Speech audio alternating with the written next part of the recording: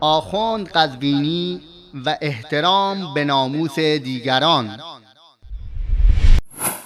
شیعه، سنی، وهابی، حتی زن بچه عبدالمالک ریگی هم برای ما محترمه، گرچه خودش دستش تا به مرفق به خون مظلومان آغشته بوده، ولی زن بچه او را ما ناموس اسلام میدانیم.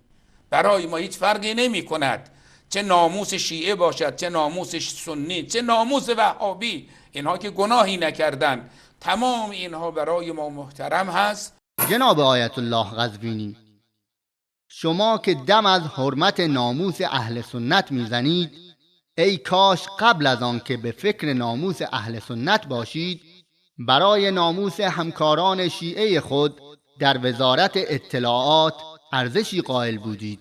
با عرض پوزش از تمامی شما بینندگان روشن ضمیر و فقط برای نشان دادن خبث و پلیدی این آخوند و همکارانش در برخورد با ناموس دیگران، به صحنه‌هایی از بازجویی خانم فهیمه دری نوگورانی، همسر سعید امامی، معاون اسبق وزارت اطلاعات توجه نمایید. میگم شما حالا تا قیامت از من بپرسیم با کسی، من یک زن مسلمانم، من یک زن شوهردارم، رابطه با دیگران حرامه. شوهر چرا این رو اقرار کرده؟ شوهر من فکر نمی کنم اقرار کرده باشه، من بعید میدونم. تو نسبت تو به سعید نسبت خانوم من به منه؟ نه، تو خانوم سعید بودی. ها؟ جواب بده. بله. تو خانومش بودی؟ بله. البته خودش همیشه به من میگفته و مثل شوهر برای من هست، برای این هر مسئولیتی رو توشته.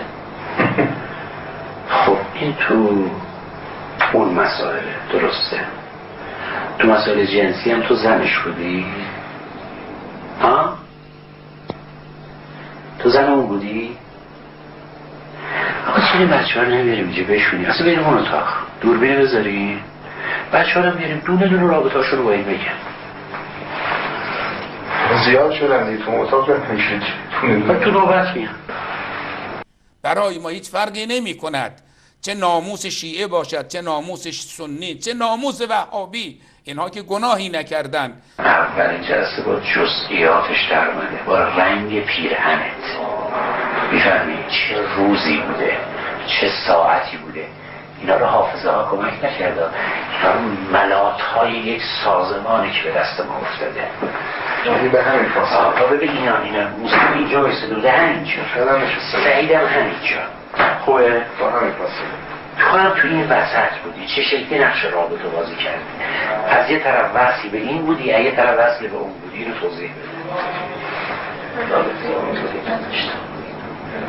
خب اونی که اینو گفته که دهنت به کجا وصل بوده، عربت به کجا وصل بوده، گوش بده.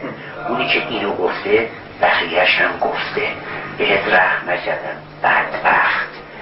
برای ما هیچ فرقی نمی کند چه ناموس شیعه باشد، چه ناموس سنی، چه ناموس وهابی. اینها که گناهی نکردند. امروز یک فاحشه جاسوسه کثیفی، خب همون شد. دوست داشتی نیم ساعت جزئیات این مطالب رو میشه، خواسته های کثیفت رو میشه، کی از شستش استفاده بکنه، کی فلان بکنه، کی چی بکنه، همش موجوده.